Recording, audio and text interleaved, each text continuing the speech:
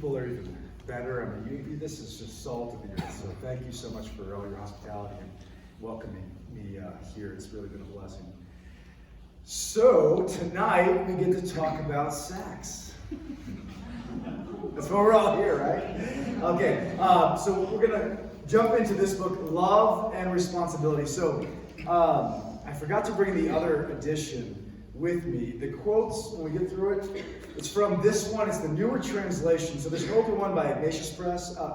I'll make a few comments on some of the differences. I prefer this one really for this just one reason. The translator is a native Pole, so he's from Poland, but he did his doctorate in theology in the States, so he really is kind of perfectly situated to be the one to translate it, knowing the language, but also knowing the philosophy and theology behind what's going on. But there's nothing wrong with the other one as well. They're both very good, but that's why I use this one. Okay, so 1960, again, this is about 10 years removed from the beginning of his college outreach, which began in 1949 at St. Florian's. So he's been with them, ministered to them, becomes a professor in 54. So this is all kind of, again, coming out, as Father Brian said, coming out of that ethos.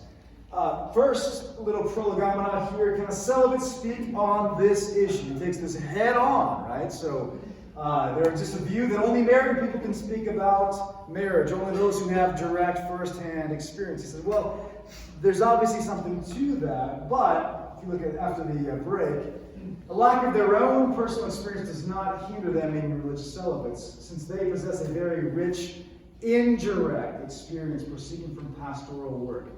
For pastoral work, they encounter precisely these problems so often in such a variety of ways that they see patterns. In fact, having this indirect experience is much more pervasive and extensive than one person's direct experience. So you'll see, and I think as we go, I think you're going to get a sense that he talked to a lot of people, especially a lot of women, but men as well.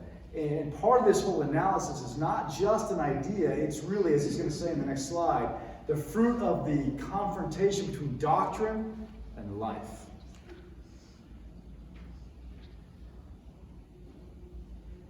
The main concept here, I'd like to focus on the bold there, is the concept of love. He describes this in the introduction as, here's our task, to introduce love into love. Agape, divine love, into eros. What happens when human sexuality and romantic relationships alike are animated and infused by divine love? If we introduce love, agape, into love, eros. And I can give you the link. I wrote a blog by this title, taking this as my cue for Jason Everett's Chastity Project. Introducing love into love. What a way to put this. The task here is to introduce love, authentic love, divine love, real love, total love, into love. Love as desire, love as sensuality, love as... those things aren't bad. Here's what you're going to see. Those things are not bad. But they are the raw materials out of which love can be formed. Our culture tends to think of love as something that just happens to me. I fall into love, I fall out of love. It's simply something that happens in an automated way. The reality is, all those things, attraction, the emotional connection, they, in his words, are the raw material for love, but they are not yet love themselves. But the great task is this. What gets out in front? Attraction, chemistry, flirtation. That gets out way faster than a commitment of the will. The will has to catch up for authentic love to form. And there's a danger, he'll say, of that raw material that could be the basis for a profound love getting squandered away. I have about maybe 10 slides to just kind of set the table, set the kind of conceptual tools in place to kind of continue to go after things more directly. I think a number of these things, when we get down to it, I hear this from students quite a bit. It's like you're articulating things that I always knew, but didn't have language for. And having language for them is empowering, because then you can name it, you can claim it, and you can rise above it. or you can channel it. So this is a principle that guides the entire analysis throughout. So basically what he does in the first part of the book is he takes on utilitarianism. And again, he sees the entire 20th century as predicated upon a lack of an awareness of the inviolable dignity of every human being. The inviolable dignity of every human being. So whether that's genocide, whether that's the Nazi occupation, the communists, whether that's abortion, whether that's using each other sexually, he sees all of this as symptomatic of not coming to grips with the dignity that we are as human beings made in the image and likeness of God. And so the opposite of love, he's going to propose, is not simply hate, but using. He's going to develop this personalistic norm. So this is kind of a measuring stick by which everything is going to be measured and assessed. He gives a negative version of it and a positive one. The first part, as a principle formulated negatively, this norm states that the person is a kind of good that is incompatible with using. Incompatible with you being used merely as a tool, merely as a means to an end. That's to treat a person as a thing. And conversely, on the positive end, the person is a kind of good to which only love constitutes the proper and fully mature relation. And by love, he does not simply mean feelings here. He means love is to treat that person as an end in his or herself, not merely as a means to some other end. So when he goes through all this, you might just keep this in mind. Does such an action measure up to the personalistic norm? Or does it conflict? Does it contradict it? If it contradicts it, it's going to be a no-go. So, negatively, persons are not to be used. Positively, persons are to be loved. I know I'm skipping over good swaths of the book, but these are some of the foundational principles that then are going to guide the analysis. Because what really, if you want to get the book, it's really dealing with two orders. The order of the person and what is proper to the person and to personal dignity, and then at the same time the order of nature. Now just briefly, because I know we're covering a lot here. If we believe in a creator, nature is not just a bunch of bumping molecules. Nature is not just a blank slate with which we can do what we want. And in fact, when you actually dig into the historical analysis, seeing nature that way is actually precisely what leads to the exploitation of the environment, the exploitation of creation. Because it's a blank slate for me to manipulate at will. And so what can be done, can be done. Whereas for a Christian, the entire natural order is the embodiment of divine wisdom. And think about this building. It first existed in the mind of an architect and then was later embodied in brick and mortar. And we can see the rationality of the architect in and through the building. I know these are deep thoughts, but just bear with me for a second. There's a real sense in which even the laws of nature, even the laws of chemistry and physics, to study them, this is what the great classical scientists understood themselves doing. You are retracing God's thoughts after him because it was thought into existence. Science is possible because reality is ordered. Reality is ordered. Why? Because there's a mind behind it all. Even Einstein said famously, the most incomprehensible thing about the universe is that it's comprehensible. Why is it intelligible? Why is it understandable? Because it was thought into existence. The point here for our purposes is this. We can analyze nature in many different ways. We can dissect things. We can look at the molecules. But at the end of the day, the natural order for a Christian, for one who believes in a creator, is more than simply molecules in motion. It's the embodiment of divine wisdom and therefore has moral meaning. And therefore has moral meaning. So when he goes to analyze the meaning of the sexual drive, what's it for? What's the Creator's purpose? And just to think for a moment how far we've come. Someone like Aquinas is going to say, look, if you look at eating serves the individual. Sex serves the species, the common good. But if we turn sex into something that serves the individual, we've made a metaphysical distortion of the first order. So here, we'll keep plowing away at this, but the sexual drive does not create a man ready-made for these actions, but only provides the material. So this is what we were talking about earlier. We'll keep coming back to this. The material is a word for these actions. The sexual drive rises above determinism of the biological order with an act of love. But precisely for this reason, symptoms of the sexual drive must be assessed in man on the level of love, and actualizations of the drive belong to the cycle of responsibility, precisely the responsibility for love. You see the title coming out. See, like angels we can love, but like animals we can reproduce. The task of being a human being is to do so in a manner befitting and consonant with our nature as humans, as rational, as persons. So we're just getting started, but more on this to go, and you can see where this is coming from.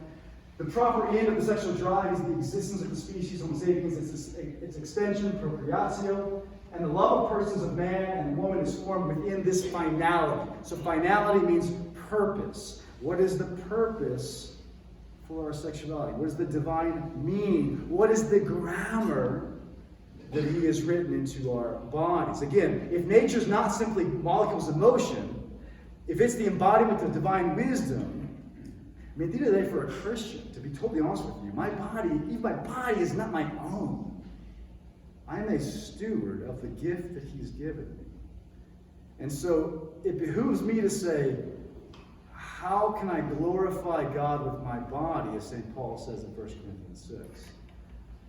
The Creator wills not only the preservation of the species through the sexual intercourse, but also its preservation based on love that is worthy of persons. So it's not simply about offspring, but it's about offspring through a love that is worthy of persons. This latter part anticipates things from later, but again, the whole point of what he's going to say is it's a synthesis of the personal order that is incompatible with using, and it's a respect for the natural order and the two coming together. Again, much more on this later as we hammer out details, but this is what's going to guide the analysis. Now, here's just kind of an overture of many things that are coming.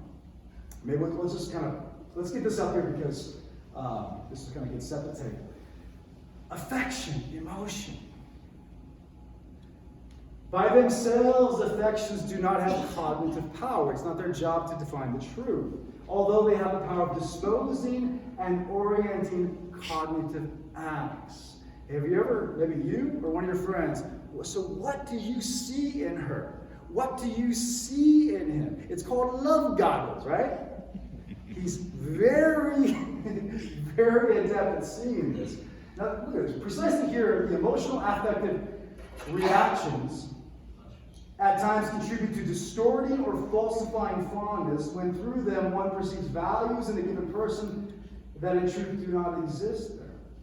This can be dangerous for love because you can become disillusioned.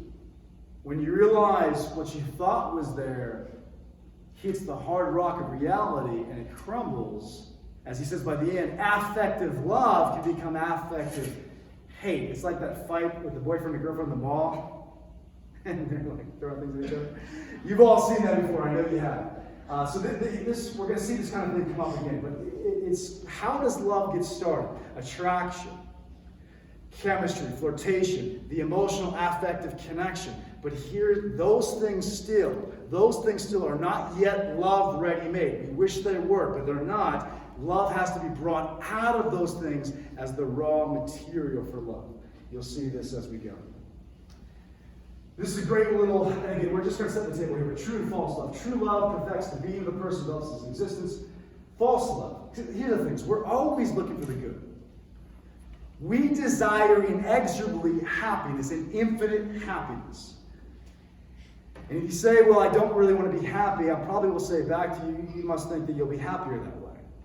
Because this is really the desire that gives rise to our free choices as we seek through the world among the finite goods around us to fulfill this insatiable desire for happiness. False love is a love that either turns to an apparent good Because the good is what draws us. It might be an apparent good, but not a real good. Or, as usually happens, turns to some true good, but in a way that does not correspond to the nature of the good, in a way contrary to it. What we're going to see is there can be a lot of things that feel like love. It feels like the real thing.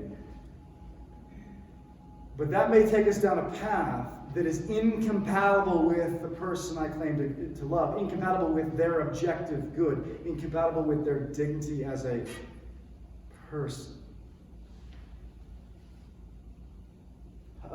Okay, these are terms, maybe we should, well, okay, let's, I know we're, if both persons, it talks about reciprocity. Because a relationship is not just one way, it's two ways. The depth of the reciprocity, the depth of the relationship is as good, is as deep as the good that binds the two. On what is our reciprocity based? Is it merely pleasure? Is it merely utility? Or is it something deeper? If they contribute a personal love, and what he means by this, these are personal love, ethical, and virtue, is when the will is involved, there's a sincere concern for their objective good, and their objective good becomes the most important thing, even more important than things that might make me feel good, or that I might desire. So a true personal love that is not really a union of bodies, not really a union of emotional states, but a union of persons. A love full of ethical value. What he means by ethical is brings in the will. It's not really about feelings or an experience. Love, virtue, again, same thing. He's going to contrast love as experience, how I feel in being in the presence of the sexual values of the other, versus an act of the will that is concerned for their good. Then reciprocity itself acquires characters of thorough stability, of certainty, trust, a trust that liberates from suspicion and from jealousy. If the reciprocity is superficial, that's the playground for a lack of trust and anxiety. A trust that determines that love is the true good of the two people, the fact that one can rely on the other person, that one can think of the other as a friend who will not fail, is for the one who loves a source of peace and joy.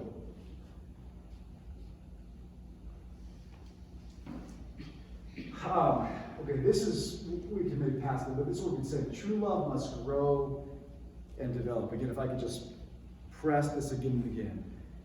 True love is not something simply ready-made, something automatic, something that just happens to me. There's aspects of love that is true of. That's the experience of love. That's the attraction, physically and emotionally. But that's not yet love. Love must be brought out of those raw materials. Okay, let's cut to the chase here. These are some of the kind of bedrock things that I think are going to help us quite a bit. So he has a whole section called the psychological analysis of love, by which he means love is desire, love is attraction, and the experience of love. And the contrast is between the psychological analysis, the experience of love, and the ethical analysis where the will finally comes in. Again, there's nothing wrong with this, but the point is just to kind of see it as a step along the way. So the first part is sensuality. You might think here, physical attraction. Physical attraction. Not bad, and again, the task is not to stifle, not to suppress, not bad, but also to recognize this is not yet love. Now this might be self-evident, but sensuality by itself is this is a consumer orientation. This orientation tends above all and directly in the direction of the body, while pertaining only indirectly to the person. In other words, one of the themes you're going to see is, if we're going to come to love a person, we can't simply isolate traits of the person apart from the person. It's not that attraction is bad. The great task of love is to contextualize that attraction in light of their dignity as a person. Hence, sensuality possesses above all a competitive attitude. The person of the other sex is perceived as an object of desire precisely due to the sexual value directly associated with the body. So he'll speak of this. We all have sexual values. What he means by that is we are embodied persons. We have bodies, which means we are inclined to be attracted by others and vice versa. This is part of what it means to be human being. Nothing wrong with it, but also to recognize dangers that could be there. It's pretty obvious that this by itself is not love. Mere physical attraction, mere sexual desire, mere bodily desire is not fully love. Again, this is pretty self-evident. But once again, these things can be the raw material for real spousal love, but they're not yet love by themselves. For by itself, sensuality is completely blind to the person and oriented only toward the sexual value linked to the body. So by itself, it's not drawn to the person as such, but only the sexual values perceived in the body. This here, though, okay, now, in terms of the old translation, it uses the word sentimentality here. The new one uses affectivity here. Again, here think emotional attraction. If sensuality is physical attraction, affectivity is emotional attraction. Again, here's the thing. Not bad at all. This is part of it. This is par for the course. How does love begin? Attraction, romance, flirtation, chemistry. Amen. But just recognize, that gets out in front. That gets out in front of the will. Real love takes time to develop and needs the will to come in and bring real love out of these raw materials. So the trick with this one is that it's going to feel deeper. It's going to feel more like the real thing. And it is deeper than mere sensuality. I think we know this. But for that reason, it can be all the more deceptive.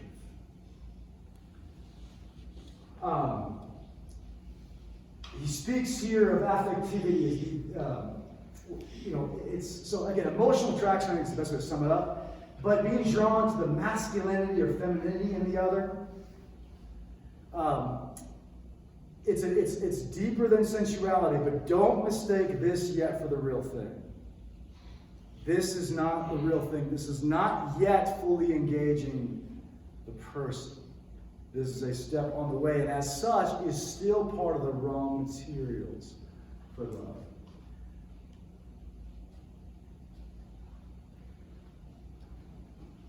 It is a longing for drawing near, for closeness. Affective love holds both people close to each other, even if they are physically far from each other. It commands them still to move intentionally in each other's sphere. This love encompasses memory and imagination. And remember that quote earlier about how affection can influence, maybe even distort cognitive acts?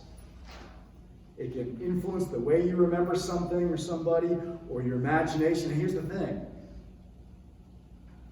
The person you're dreaming up may actually not be the real person. It may be an idealized version of them. So whom are you falling in love with? Is it the real person, or is it a figment of your imagination? It pulls the will into its orbit through a specific mood, which envelops the will by exerting a peculiar charm on. Again, we all have known this experience at one time or another. Again, there's nothing wrong or bad about it, but let's recognize it for what it is. Not yet fully formed love, but ultimately part of the raw materials out of which love can be brought out. But only through an act of the will. Through an act of the will that is willing to put the objective good of the other first and foremost. These are things that we've said. Again, a line that captures the body will follow the heart. So clearly this mutual nearness is an expression of reciprocal tenderness, even though proceeding directly from affection itself. It can shift very easily to the area of sensuality. It can make us make all kinds of exceptions for ourselves. I mean, just for a moment, just think. If your emotions and reason are at odds, you got two choices. You can realign your passions with right reason, or, as happens more often than not, you can cook up some good reasons to justify doing what you want to do. It's called rationalization. To just recognize how easy every single one of us can fall into this. When your passions are at odds with reason, very often you'll cook up some good reasons to rationalize and justify doing what you want to do. That's what he's getting at here. It will not be at once conspicuous sensuality, but one with an acutely manifested disposition toward bodily use. But sensuality that is hidden and latent in affectivity.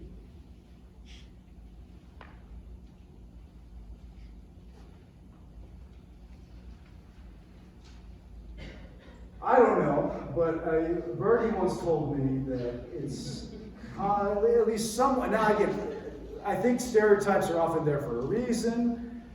I know there's 1,000 exceptions, right? So I know, and you absolutely need to hear this because I talk to male students.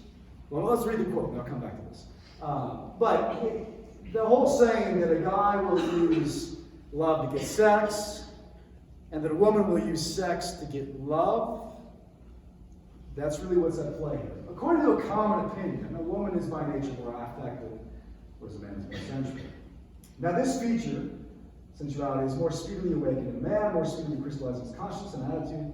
Concerning a woman, however, sensuality is, so to speak, concealed and hidden in affectivity, and therefore she is by nature more inclined to consider as a manifestation of affective love what a man already clearly recognizes as an activity of sensuality and a wish to use.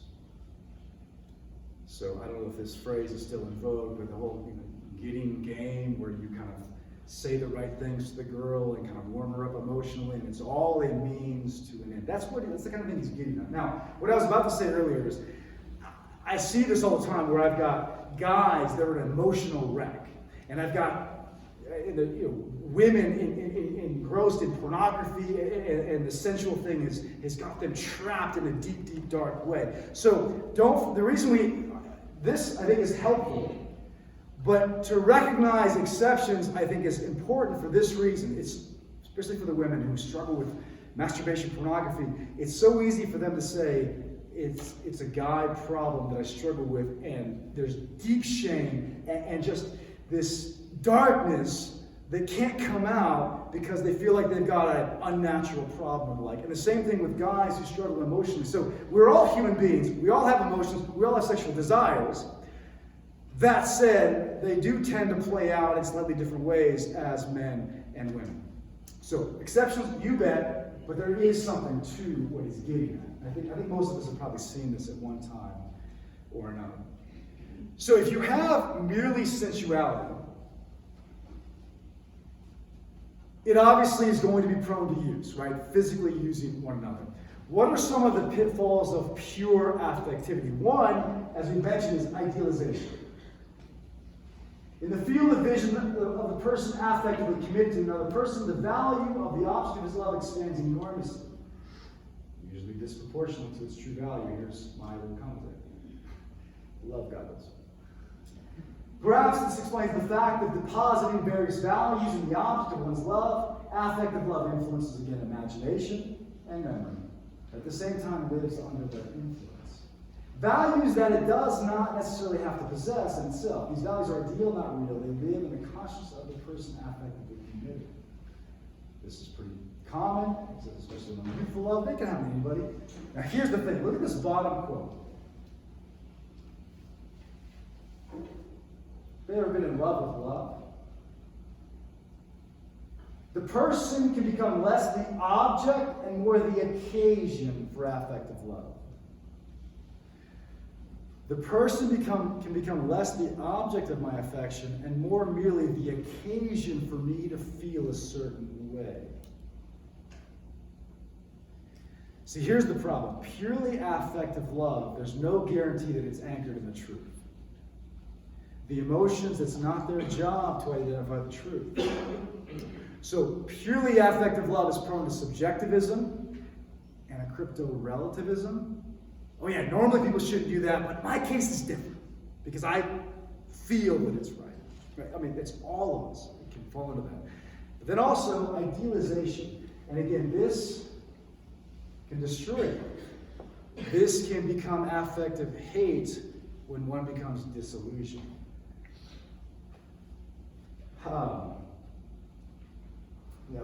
Affective love demonstrates the following remarkable evidence. On the one hand, it seeks closeness to the beloved person. It seeks nearness and expressions of tenderness. Whereas on the other hand, it actually finds itself at a distance from the person. Why? Because insofar as you're prone to idealization, you actually are not falling in love with the real person, but the person of your imagination. He lives in a sense often all these values to which the subject himself clings as to his ideal, and therefore affective love alone often causes disillusionment. The person, especially a woman, may be disillusioned by the fact that over time a man's affection turns out to be only, so to speak, a cover for desire, or even explicit will to use. Both a woman and a man may be disillusioned by the fact that the values attributed to the beloved person turn out to be fiction. I mean, have you ever not had someone who maybe just didn't quite turn out to be who you thought they were? Or maybe one of your friends. Because of the dissonance between the ideal and the reality, affective love is sometimes not only extinguished, but even transformed into affective hatred. Just look at your talk shows, sitcoms, I don't know, but I think the more things change, the more things have not changed since St. Florian's in 1949. So here's a new key word: integration. Again, as I said before, sensuality, nothing wrong with it. Affectivity, nothing wrong with it. The great task of love is to integrate these values in the other in the context of their dignity as a person. The danger is when those values are treated in isolation, apart from the person. If love remains mere sexuality, mere sex feeling will not be itself at all, but will be merely using. If it remains mere affectivity, then again, love will not yet be love according to the full meaning of the word. For both persons will, after all, remain separate from each other, although it may seem that they are quite close to each other, since they seek nearness so much. Affection alone suffers from subjectivism. So that the mature objective profile of love, in other words, you may not be as close as you think you are. You may feel very close. You may feel like you have something very deep, but that may not measure up to the authentic reality. Affection, so when he speaks of this, the mature objective profile of love, so in other words, the objective profile of love brings in the ethical, the will, virtue, which is concerned first and foremost with the objective good of the other. The subjective profile of love is love as experience, love as desire, love as attraction. Again, there's nothing wrong with that, but the great task is for these to be integrated and ultimately to subordinate love as experience to love as virtue. There's a great quote that I'll show you by the end here. The great paradox is that in the context of authentic, total, committed love, even the experience of love is enriched. Even the experience of love is enriched. Left to itself, it too, affectivity may turn out to be something really related to consumption. Left to itself, it too may become simply a consumer attitude where I'm seeking. See, here's the thing. Am I seeking the other for their own sake, for their good? Or am I seeking the other? Am I actually, paradoxically, loving myself through the other? I'm loving you for how you make me feel and what you do for me, and I'm really loving myself through you. You're just the occasion, not the object of my affection. Love demands objective truth. Only thanks to it, on its basis, can the integration of love be found. Love is always an affair of interiority of spirit. What he's getting at here is authentic love. Authentic human love is not merely physical. It's not merely emotional. It ultimately has to bring in the will. This is what makes human love, authentic human love, unique. The will is, in a sense, the last resort. The person, without its participation, no lived experience of of love has full personal value.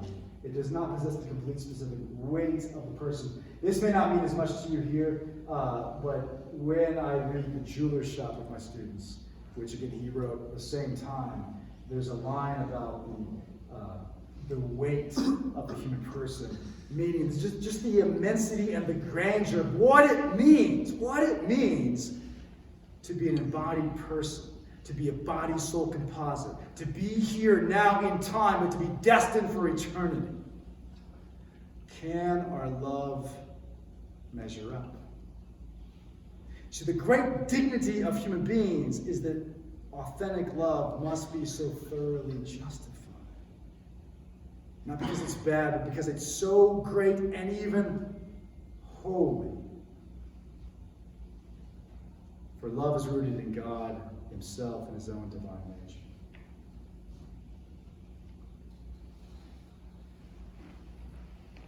As we said a little bit ago, for love in the psychological sense must be subordinated in man to love in the ethical sense. So this is love as experience.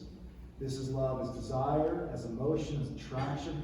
Not bad at all, but still yet the raw materials for love. The ethical sense brings in the will. This is love as virtue. This is where I am committed. If I love you, I will your good. Not simply, and that may well mean that I'm willing to deny myself and even deny the other and deny an experience we can have together if it conflicts with what's objectively best for the other.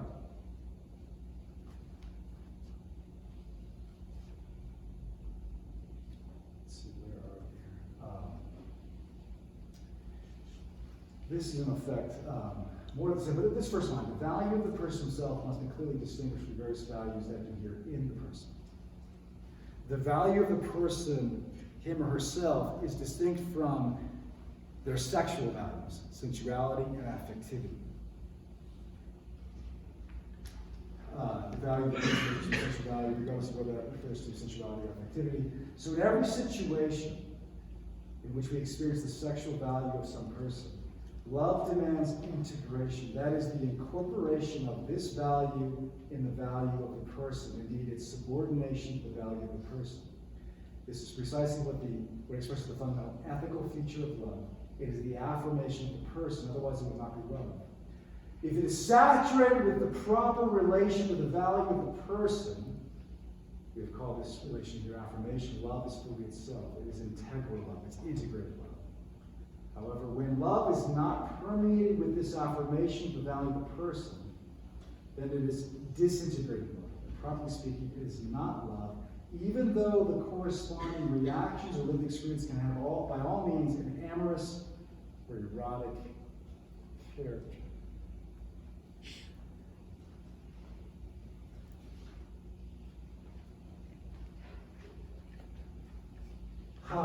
Again, for better or for worse, I mean, one of the blessings of this book is he'll say the same basic thing in lots of different ways, which on the one hand can sometimes drive you nuts, but when you plow through it by the end, boy, you've got it, because you've heard it a dozen different times in a dozen different ways. Here, egoism. Egoism of the senses, think sensuality. Egoism of affections, think affectivity. Again, of themselves, they're not egoistic, but when they go on autopilot by themselves, it becomes a self-centered love. It becomes a needy love, not a gift love. I need you as a good that fills me up, rather than seeking your good.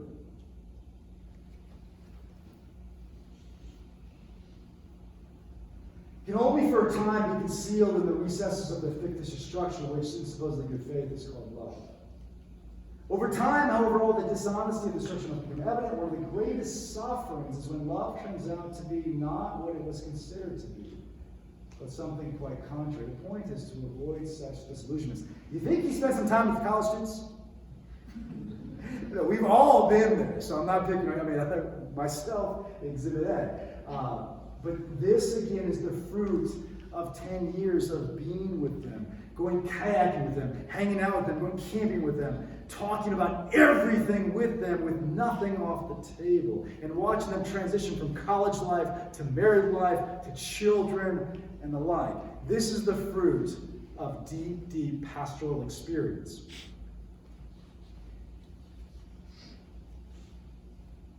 Now, you tell me this is what I'm talking about. The one who possesses only the capacity to react to sexual values connected to the person, without, however, seeing the very value of the person, will continue to confuse love with erotics and will complicate his own life as well as that of others. Good thing it's not a problem anymore, right?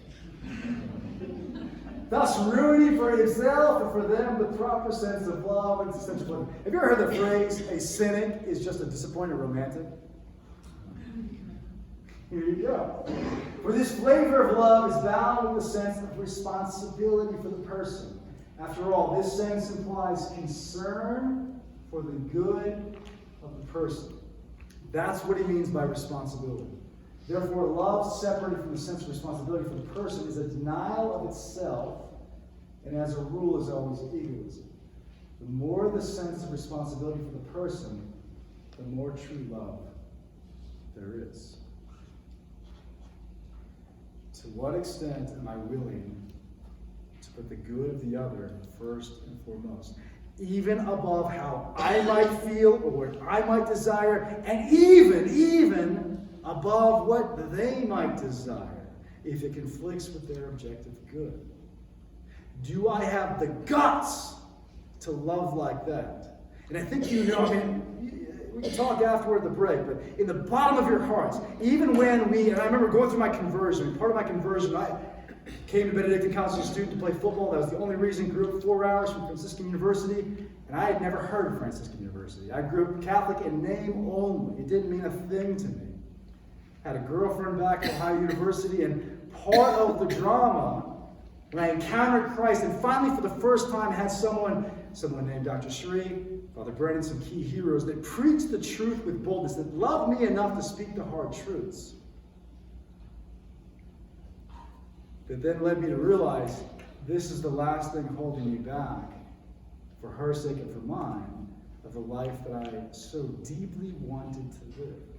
My point is, even when we fall short, I think deep down we know this kind of a love, where the objective good of the other is first and foremost, is far greater, far more difficult. Anybody can offer a cheap love. What kind of a love do you want? And what are you willing to do to fight for it? There's nothing worth having in life that doesn't come without a struggle. Why should we think this should be different? That's the lie of our culture, that we shouldn't have to struggle here. But if you want a deep love, a rich love, a profound love, you got to fight for it. And that really leads us into our next slide, the test and the task of love. Life will test the value of the choice of the greatest love. Friends, life will test the depth of our love. It is most fully put to the test when the sensual affect of lived experience itself diminishes and the sexual values themselves cease, in a sense, to act. Then only the value of the person will remain, and the interior truth of love will become evident.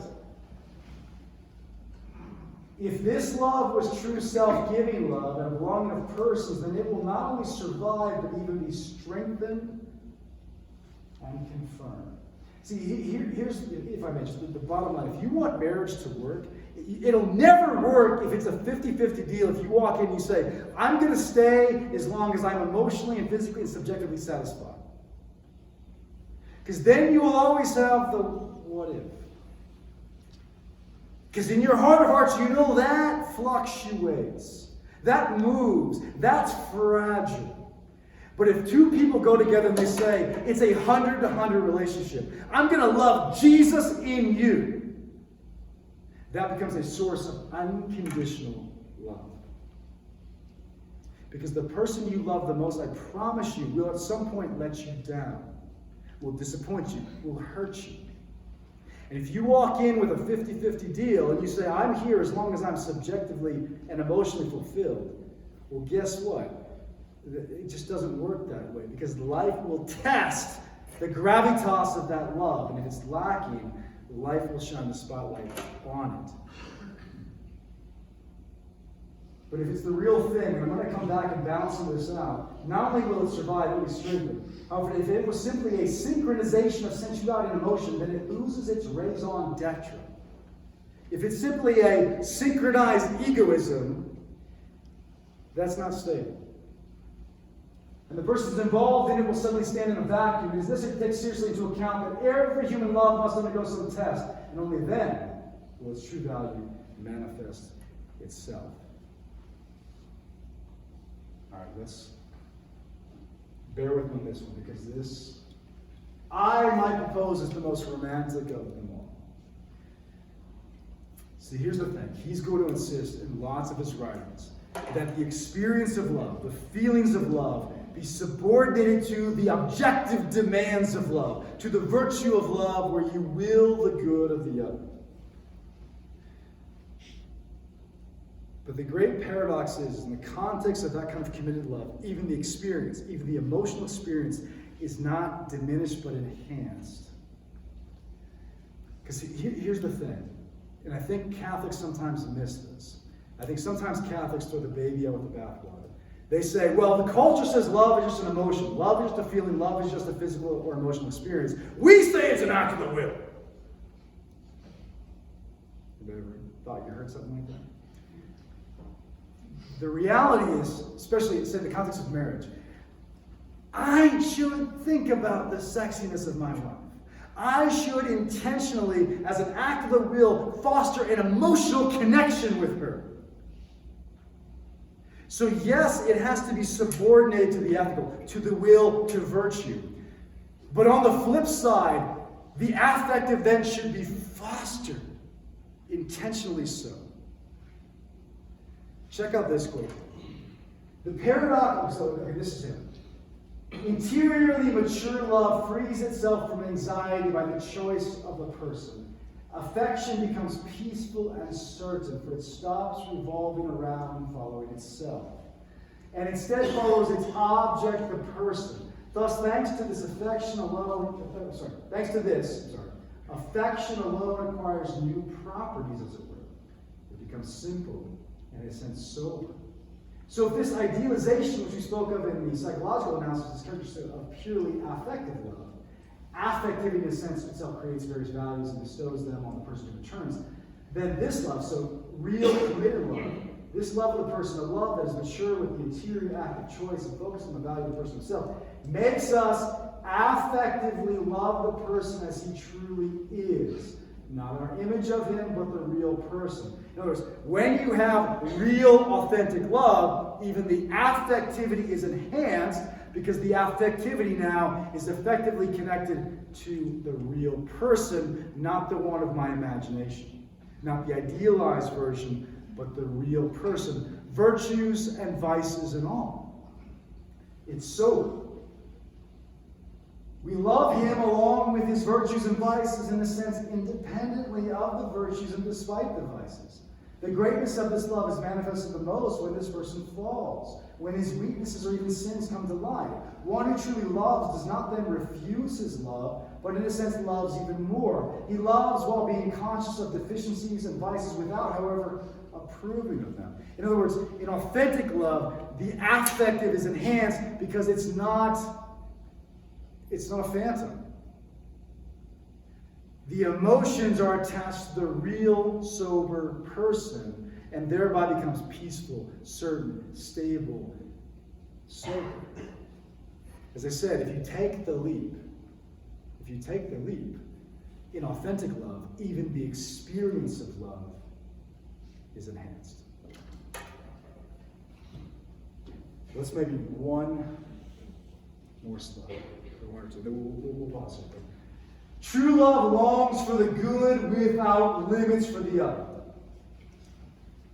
True love longs for the absolute good, the good without limits for the other person. Properly speaking, he wants God for her or him. God alone is the objective fullness of the good, and only He can satisfy every man with His fullness. The great moral power of true love lies precisely in this longing for the happiness of the person that is for his or her true good. So my friends, again, think about what kind of love you want. The question, are my actions taking this person toward and away from their final end, toward and away from God?